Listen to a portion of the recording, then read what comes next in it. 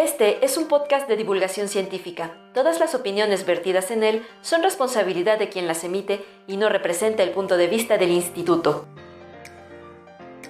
La Quinta Casa. Bienvenidas y bienvenidos a este ya cuarto episodio del podcast La Quinta Casa. Yo soy Mari Ceguera y hoy hablaremos en la sección El Zaguán de un tema en el que nuestra invitada es experta. Este es epistemología. Yo soy Atzel Roldán y hoy en la sección El Patio charlaremos con quien fue la primera coordinadora del posgrado en estudios socioterritoriales, la doctora Virginia Cabrera Becerra, quien actualmente es secretaria de investigación en el ICSI y forma parte del Sistema Nacional de Investigadoras e Investigadores, además de pertenecer a la red Visión Compleja de los Territorios, Región, Ciudad, Arquitectura y Patrimonio. Acompáñenos a conocer este interesante tema. Comenzamos. El Zaguán. ¿No les ha pasado que algún osado dice que las ciencias sociales son fáciles porque no hay matemáticas? Seguramente quien tiene el atrevimiento de lanzar esta opinión no se ha topado ni por casualidad con alguna materia de epistemología en su plan de estudios. Ahora tal vez se estén preguntando, ¿qué cosa es la epistemología? La palabra no es bonita, o por lo menos a mí no me lo parece, y no me dice mucho a primera escucha. Así que buscamos su significado en el diccionario de la tan traída y llevada Real Academia de la Lengua Española. Nos encontramos con esto. La epistemología es la teoría de los fundamentos y métodos del conocimiento científico y como sinónimo, el mentado diccionario apunta otra palabreja del estilo, noceología.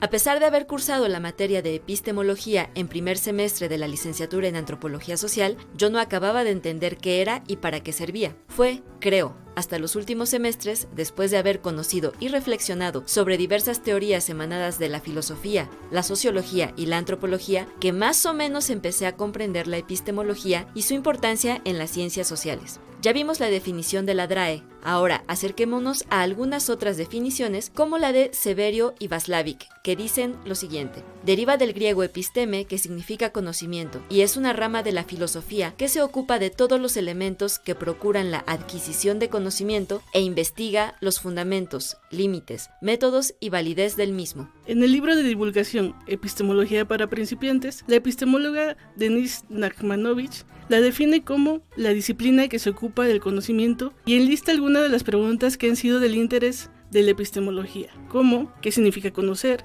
¿cuáles son sus límites?, ¿hasta dónde es posible confiar en lo que sabemos?, ¿cuáles son las fuentes del conocimiento?, ¿quién conoce?, ¿cómo se valida el saber? Y estas preguntas las aplicamos a los intereses de investigación de cada disciplina que conforma el gran conjunto de la ciencia. La epistemología no es un campo cerrado para sí, es una disciplina filosófica que se nutre del contexto, del tiempo y espacio específicos en los que surgen explicaciones particulares de fenómenos que interesan a las diversas sociedades y ciencias. A partir de la reflexión epistemológica podemos explicar, por ejemplo, por qué desde la antropología se creyó válida la propuesta teórica del evolucionismo cultural del siglo XIX, en la que se explicaba un supuesto desarrollo de las sociedades desde un nivel que ellos llamaron salvajismo, un nivel intermedio conocido como barbarie y finalmente el nivel más alto que es la civilización, nivel que era representado por las sociedades europeas occidentales. Esta teoría se invalidó tiempo después, pero hubo investigadores que la usaron por un buen tiempo. Así como este ejemplo, podemos tener otros tantos que fueron válidos en un momento y un tiempo específico, pero que a la luz de los tiempos actuales son limitados. Sin embargo, forman parte del proceso de creación de conocimiento de una disciplina y nos ayudan a entender su desarrollo.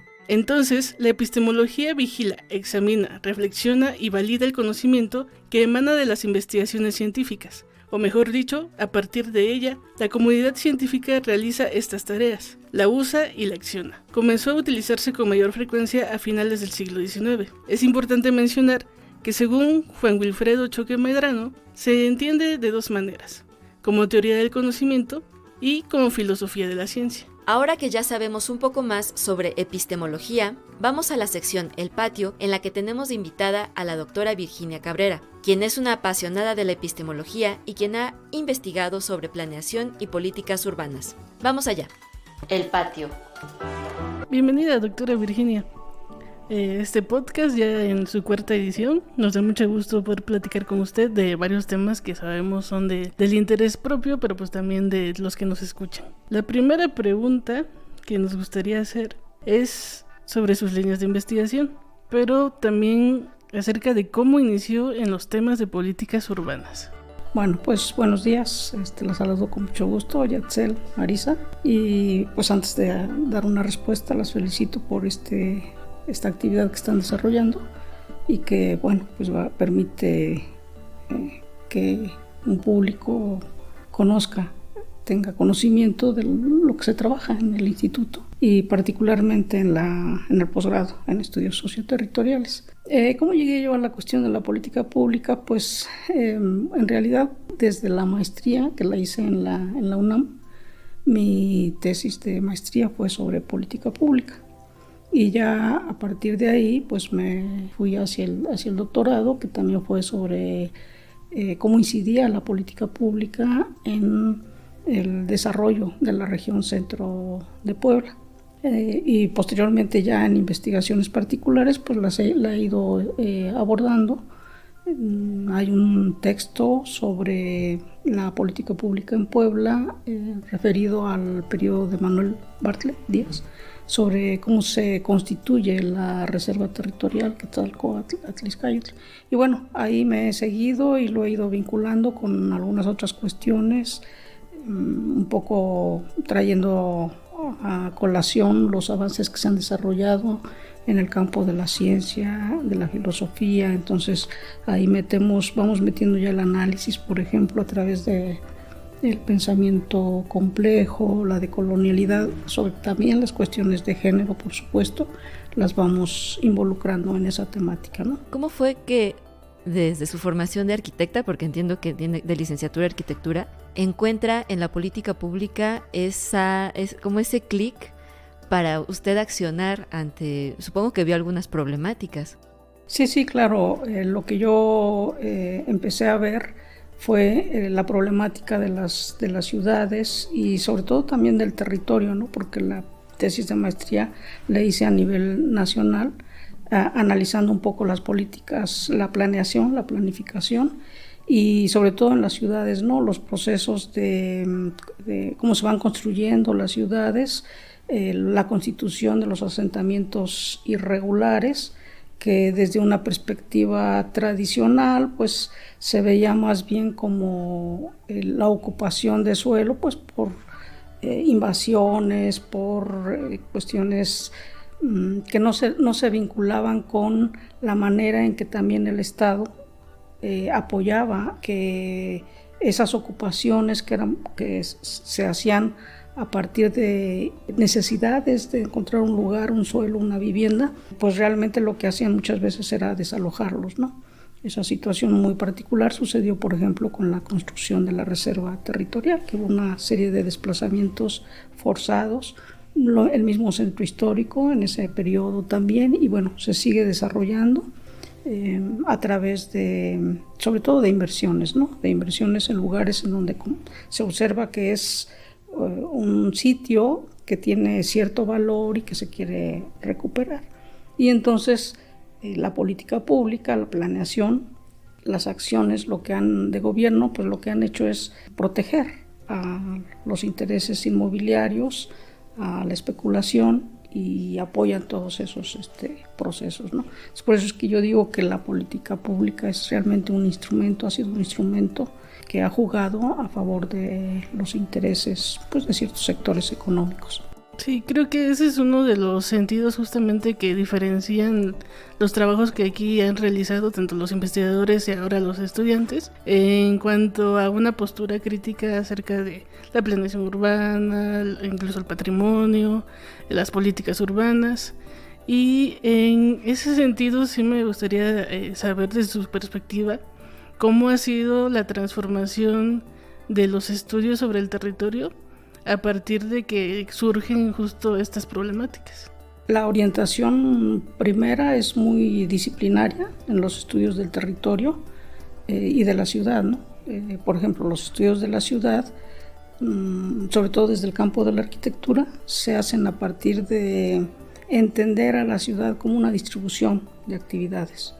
Y solamente ver, por ejemplo, pues dónde se va a ubicar la vivienda, dónde se va a ubicar la industria. Es una conceptualización muy muy disciplinaria, en donde la distribución del espacio es lo que se veía en esos momentos, y de ahí surge un tipo de planeación, que es justamente la que todavía se sigue un poco arrastrando, que es eso, ver cómo se distribuyen de manera más adecuada los espacios, y eso lo que generó pues fue una separación de funciones, de actividades. Y luego en el territorio pues también fue un asunto muy disciplinario.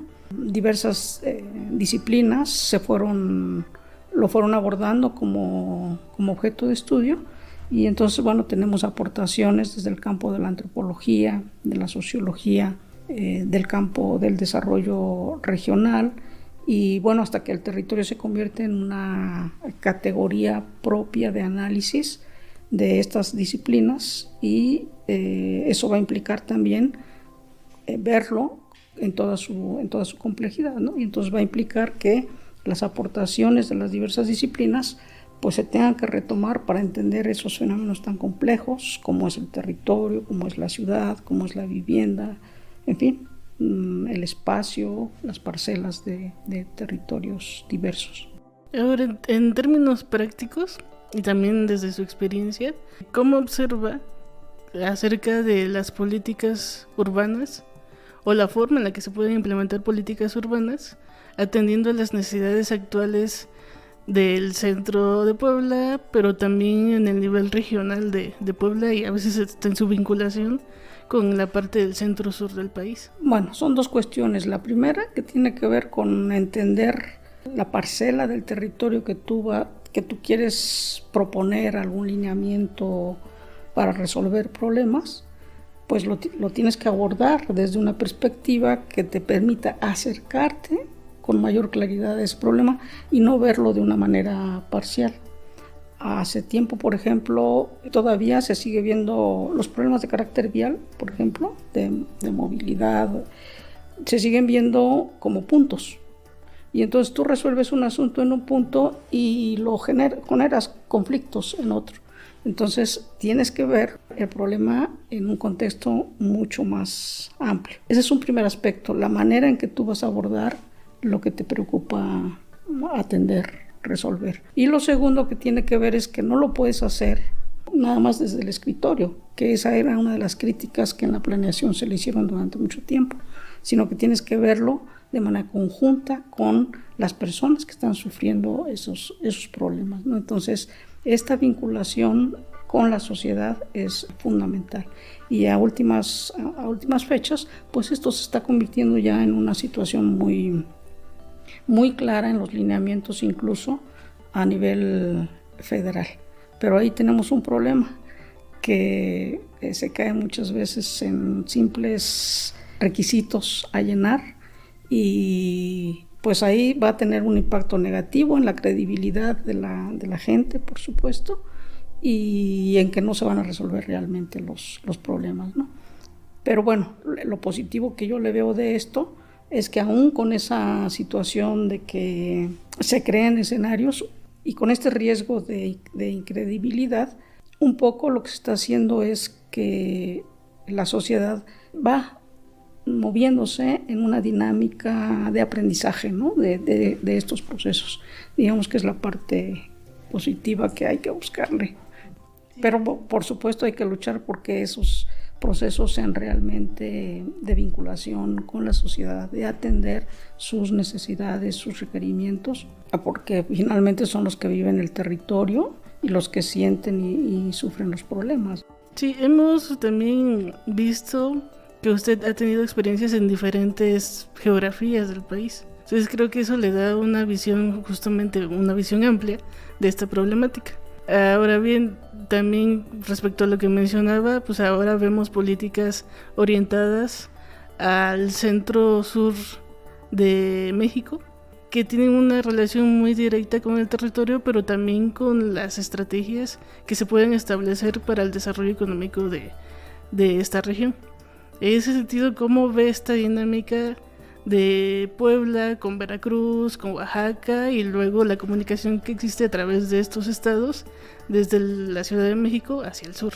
Está muy interesante, un poco complicada, Pues bueno, Puebla siempre ha sido la puerta de entrada del sureste, ¿no? Incluso fue un componente muy importante en el plan Puebla-Panamá. Y de ahí derivó un proyecto que a lo mejor ustedes tuvieron conocimiento de él, el Millennium 2000, que era un desarrollo que iba de Puebla hacia Tecamachalco, y que implicaba expropiación, despojo de tierras, y hubo movimientos sociales muy fuertes, y finalmente, esto fue en la época de, si mal no recuerdo, de Melquiades Morales, y finalmente se echó marcha atrás, ¿no? Pero Puebla siempre ha sido considerada como la rótula, ¿no? En el país hacia el sur-sureste. Entonces se plantea como la puerta de entrada y por lo tanto pues la comunicación directa con toda esa zona. Y posee características que la vinculan, características negativas que la vinculan también con características de la zona sur-sureste. Durante mucho tiempo formó parte de los estados donde había una mayor cantidad de pobreza, ¿no? Pobreza y pobreza extrema. Siempre se mencionaba Puebla, Guerrero, Oaxaca, Chiapas, los lugares fundamentales de pobreza.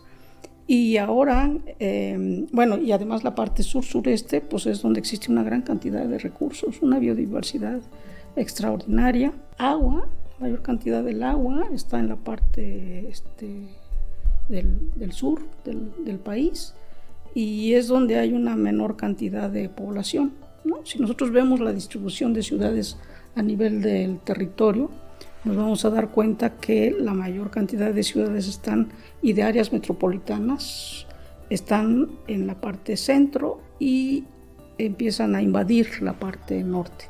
Y la parte sur casi no tiene este tipo de ciudades. Yo creo que esto se va a revertir totalmente con las acciones que se están generando del Tren Maya, hoteles, museos. O sea, va a haber una transformación tremenda en toda esa parte, ¿no? Y pues va a ser interesante ver cómo se mueven las condiciones sociales, económicas, culturales, y cómo son afectadas también, ¿no? Porque es toda esa zona con una pobreza extrema, con una explotación permanente de sus recursos naturales, pues a ver ahora qué es lo que pasa, ¿no? Sí, creo que ahí los investigadores, pero también los estudiantes, tenemos una oportunidad, pero también un compromiso de estar observando ese tipo de fenómenos. Algunos compañeros incluso que salieron de la maestría están trabajando en esa zona, justamente ahora vinculados a proyectos que tienen que ver con el turismo, con temas de arqueología, etcétera. Entonces creo que es interesante cómo también eso nos llama hacia allá. Pero ahora, regresando un poquito al tema de Puebla, y en relación con un artículo que hablamos en el primer episodio, que es el de el elitismo de la política urbana, ¿cómo observa esta propuesta que usted hizo en ese momento de hablar de elitismo ahora a partir de estos cambios y configuraciones que han existido? Yo creo que se sigue manteniendo, ¿no?, el concepto. Yo lo contraponía elitismo a gentrificación. Gentrificación es un concepto que surge en Inglaterra y bajo condiciones muy particulares, ¿no?, del contexto social. En Puebla yo hablaba más bien de elitismo porque implica las acciones de inversión de política pública, lo que implicaban pues era justamente una recomposición social, pero alejada de la composición social de Inglaterra, una recomposición social.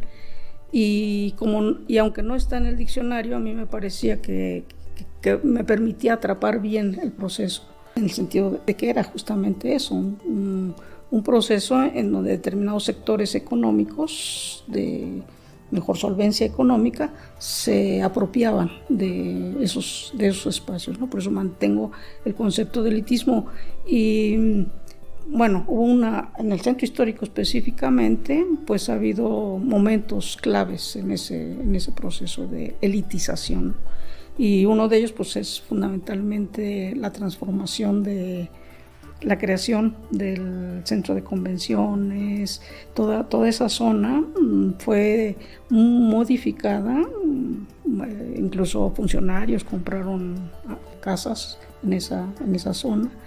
Y ahora me parece que se está también modificando a partir de las propuestas que se generaron en la época en que estaba como presidente municipal Eduardo Rivera, que era a través de estos círculos concéntricos, ¿no? Y que pues lo que van a hacer justamente es generar toda una situación de gentrificación, de elitismo, de recomposición social. Pues tiene muchas aristas por las cuales uno no está de acuerdo con ese tipo de medidas, ¿no? La situación de la capacidad de carga de las calles, la cuestión de la confluencia, de la movilidad, o sea, todo eso habría que ver hasta dónde realmente lo ponderaron para hacer ese tipo de propuestas. Pero finalmente lo que vemos es que lo que se apoya realmente es extraer el valor del suelo en beneficio de determinados sectores económicos, ¿no? Aparte de la elitización y de las políticas públicas, nosotros sabemos que es especialista en epistemología, que es uno de los temas que estamos tratando en este episodio, y quisiéramos saber cómo se da cuenta de la importancia de la epistemología, porque hemos visto en términos generales que de entrada es una materia complicada para muchos alumnos. Yo soy parte de ese grupo que en algún momento no entendía para qué servía la epistemología. Y creo que cuando entramos a este terreno de lo socioterritorial, es muy importante entender desde dónde estamos hablando y qué es como el impacto, ¿no?, que tiene ese conocimiento que producimos. Y creo que para eso usted nos puede dar una pista sobre la epistemología de lo socioterritorial. Uy, parece que me están haciendo como que me están forzando a tener una introspección sobre situaciones de mi vida. ¿Cómo llegué yo a la cuestión de la epistemología? La verdad que, ¿cómo llegué? Pues mira, yo lo atribuyo a que yo estuve trabajando muchos años en la Facultad de Arquitectura. Y ahí había un profesor, que a lo mejor ustedes lo han oído nombrar, que se llama Rafael López Rangel, se llamaba, ya falleció, Rafael López Rangel. Y él era un profesor con una orientación social muy, muy fuerte, pero además empezaba a manejar las cuestiones de la complejidad. Y yo creo que por ahí me llegó un poco la influencia. A mí me ha gustado mucho la filosofía, la leo de vez en cuando tengo un poco más de tiempo. Y entonces ahí me fui metiendo a las cuestiones de la epistemología, y en esa inmersión que iba yo haciendo me preguntaba yo, bueno, a ver, un investigador, un estudiante de maestría, de doctorado, si quiere generar conocimiento, ¿cómo es que lo genera? ¿Cómo es que se genera el conocimiento? Y hasta dónde los procedimientos que se utilizan, la conceptualización que se utiliza, realmente nos permiten atrapar ese fenómeno para poder conocerlo y generar algunas opciones de desarrollo, en fin. Y entonces eso me fue llevando a la idea de que la epistemología es fundamental para cualquiera que quiera hacer investigación. Algunos la consideran muy árida, ¿no? A mí me parece muy, muy interesante, porque pues es uno de los procesos fundamentales del ser humano, ¿no? El conocer, el establecer relaciones, no solamente con las cosas, sino con el ser humano. Y a partir de ahí es de donde vamos generando pues estrategias, ¿no?, de comunicación para entendernos. Cuando vamos a las comunidades, por ejemplo, ¿no? Si no llevamos un poco esa idea, bueno, los antropólogos la llevan con mayor precisión, diría yo, ¿no?, de cómo comunicarse con las comunidades. Pero pues estas cosas las tiene uno que desarrollar, que manejar, y por eso es que implementamos, junto con un grupo de investigadores, que en el posgrado, bueno, primero, que en un posgrado en arquitectura, se llama doctorado en procesos territoriales, ahí también implementamos los cursos de epistemología. Yo estuve ahí durante mucho tiempo. Y ahora en el doctorado en estudios socioterritoriales, pues también insistimos en que se diera esa materia, para mala fortuna de ustedes. Y entonces pues tenemos 2 semestres de epistemología, ¿no? Sí, a mí particularmente me parece muy interesante. Me costó mucho entenderla en la licenciatura. A veces cuento eso, ¿no?, que entré a la materia en primer semestre y yo no sabía qué cosa era. Y cuando uno se da cuenta de la importancia de la epistemología, como que le agarra cierto cariño, vas pasando en diferentes cursos y vas entendiéndola más. Y yo creo que la importancia de meterla en un posgrado de socioterritorial, en este posgrado específicamente, es que la variedad de perfiles que entran es mucha. Entonces habrá gente que nunca se haya acercado a reflexionar eso, ¿no? ¿Cómo conocemos? ¿Qué es el conocimiento? ¿Qué es eso que yo voy a ir a investigar? ¿Cómo lo debo mostrar a partir de cuestiones teóricas, metodológicas, que suenan un poco complicadas a lo mejor cuando las decimos, pero ya en la práctica se van aclarando? A mí me parece un acierto tener al menos 2 materias de epistemología y estar pensando sobre ella. Sí, justamente creo que en la epistemología está una de las bases de la ciencia, aparte de lo que ya conocemos, pero también en el sentido en el que te mete en una crisis, porque para empezar te das cuenta que todo lo que conocías probablemente no sea cierto. Entonces la manera en la que estás planteando tu investigación probablemente va a tener problemas. Entonces la epistemología te va a ayudar a guiarte acerca de cómo cuestionar la misma forma en la que construyes tu conocimiento, en la que creíste conocer las cosas, y a partir de ahí pues plantearte nuevas preguntas, que es justamente una de las bases de la ciencia, el cuestionamiento constante. Entonces creo que ahí, superada esa crisis, si a algunos nos puede costar más allá de las clases, creo que ayuda a formar investigadores pues con mayor carácter y mayor sentido. Ahora la pregunta sería, ya recibiendo ahora, digamos, un cuestionamiento por parte de usted, ¿cómo ha visto esas crisis en los propios estudiantes que llegamos a este posgrado y cómo nos han transformado? De cómo iniciamos y cómo entramos a cómo vamos saliendo. Es un poco complicado saber cómo los estudiantes la han percibido. Lo que yo puedo decir es sobre la cuestión del trabajo, cómo lo van desarrollando, ¿no? Justamente, sobre todo los que están vinculados directamente con nuestra línea, porque los demás pues no tenemos conocimiento, ¿no? Pero de los que están directamente vinculados con nuestra línea, que sí les estamos atosigando sobre las cuestiones de epistemología y de cómo abordar el problema. Lo que yo veo es que sí hay una gran apertura de pensamiento, no solamente respecto del problema que están analizando, sino respecto de muchas otras cuestiones, ¿no? Bueno, ustedes a lo mejor tú lo puedes un poco constatar con la forma en que viste cómo tú fuiste desarrollando tu proyecto. Yo me acuerdo porque tú estuviste también con nosotros en la maestría, Marisa, y me acuerdo las discusiones tan fuertes que teníamos, ¿no? Que si vas a estudiar violencia, qué tipo de violencia, en fin, ¿no? Entonces todo ese tipo de discusiones yo vi que te fueron cambiando la perspectiva, la mentalidad, la forma de abordar el problema, y creo que eso puede ser un denominador común para los estudiantes. Déjame decirte que si hay quien se resiste, ¿no? Porque es muy difícil que si traes una manera de pensar, sobre todo muy disciplinaria, sobre todo de parte de los arquitectos, yo soy arquitecta, y entonces pues vemos el espacio, la forma, la textura, el material, la técnica, y de repente pues que tenemos que ver otras cosas, ¿no? Que la sociedad, que el pensamiento, que la cultura, en fin, toda una serie de cuestiones, y es un poquito complicado y hay resistencias, pero por eso es que es muy importante los espacios colectivos en donde estamos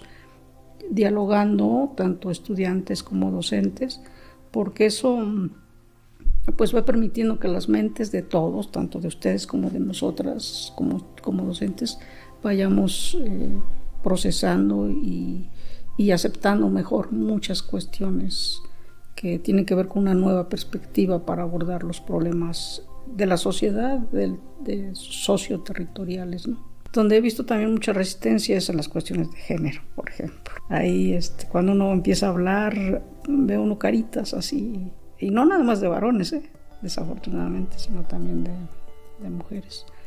Pero al final se observa, incluso en el manejo del lenguaje de los estudiantes, se observa ya una mayor aceptación de este tipo de cosas, ¿no? Bien, pues creo que justamente en el objetivo de la epistemología pues es resolver preguntas para hacernos más preguntas. pero pues mientras agradecemos que nos haya acompañado en este episodio, porque justamente pues nos ayuda a reforzar esta parte y a entender un poquito más acerca de este posgrado que nos ha costado identificar o saber nombrar como estudios socioterritoriales, pero pues poco a poco vamos entendiéndole, construyendo de qué trata. Entonces pues muchas gracias Yetzel, y nos vemos en el siguiente episodio. El arco. La recomendación bibliográfica de este mes es el artículo titulado Epistemología y Teoría del Conocimiento, de Rolando García, quien es investigador del Centro de Investigaciones Interdisciplinarias en Ciencias y Humanidades de la UNAM. A manera de introducción, el autor nos cuenta que en la antigua Grecia, la filosofía, la religión, la magia, la superstición y la ciencia no tenían divisiones claras entre ellas. Sin embargo, cuando el cristianismo se convierte en la ideología imperante, se dio la gran ruptura, como la llama el autor. Rolando García cuenta que San Agustín dijo que no se podía ser cristiano y filósofo al mismo tiempo, porque en palabras del teólogo de Hipona, es vana la pretensión de la mente de llegar a verdad alguna. A la verdad se llega solo por la revelación a través de la fe. Fue por este tipo de pensamiento que el emperador Justiniano cerró la Academia Platónica. Debido a esta censura, hubo una migración importante a Persia, cuando se fundó Bagdad en el año 762. Este se convirtió en un importante centro científico-filosófico y así se mantuvo por 5 siglos. Por algo, la ilustración del libro Baldor, ya sabes, el de matemáticas que nos hizo la vida imposible a muchos, en la portada tiene una ilustración alusiva a un contexto árabe. Es una alusión a este importante centro científico. Mucho del conocimiento emanado de este importante centro llegó a Europa vía España, cuando los árabes fundaron el Califato de Córdoba, en la península ibérica. A partir de la expansión de las ciudades, el comercio y otros fenómenos sociales inició un renacimiento intelectual en este continente, que cambiaría la visión del mundo.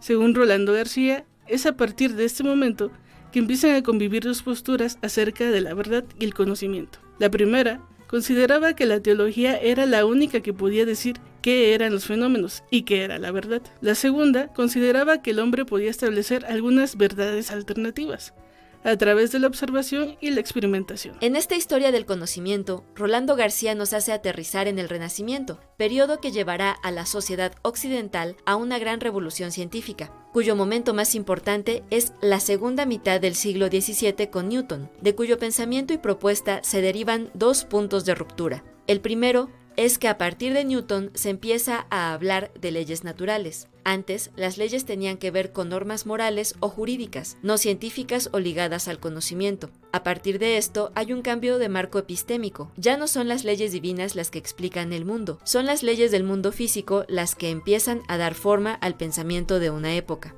El segundo punto de ruptura es la separación de la teología medieval y la doctrina tomista de la doble verdad. ¿Cómo explicar esta última? Newton demostró que las leyes que rigen los movimientos planetarios son las mismas que rigen los movimientos en la Tierra. Sin embargo, esto es solo un pequeño fragmento de la historia del conocimiento. Así que si quieres saber más sobre esta intrigante historia del conocimiento y la epistemología, te invitamos a que vayas a nuestro sitio de internet, cuyo enlace se encuentra en la descripción de este episodio para acceder al artículo reseñado. Muchas gracias por habernos acompañado en este 4º episodio. Recuerden que pueden dejarnos sus dudas y comentarios, además de seguirnos en nuestras redes sociales. Y nos vemos en un mes en la Quinta Casa.